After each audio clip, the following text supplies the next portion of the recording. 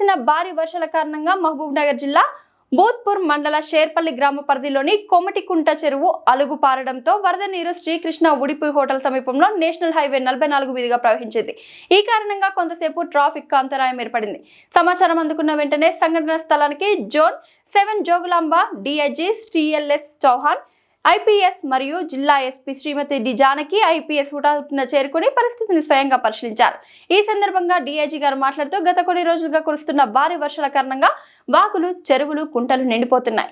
అలుగు వల్ల ట్రాఫిక్ అంతరాయం జరగకుండా సంబంధిత అధికారులు అప్రమత్తంగా ఉండాలి. ముఖ్యంగా నేషనల్ హైవే వంటి రద్దీ మార్గాలపై నిరంతర నిఘా ఉంచి అవసరమైన చర్యలు తీసుకోవాలని ఆదేశాలు జారీ చేశారు. అలాగే వరదలలో మనుషులు లేదా పశువులు చిక్కుకున్న సందర్భంలో వెంటనే డయల్ 100కి గానీ లేదా పోలీసులకు సమాచారం అందించాలంటూ ప్రజలకు విజ్ఞప్తి చేశారు.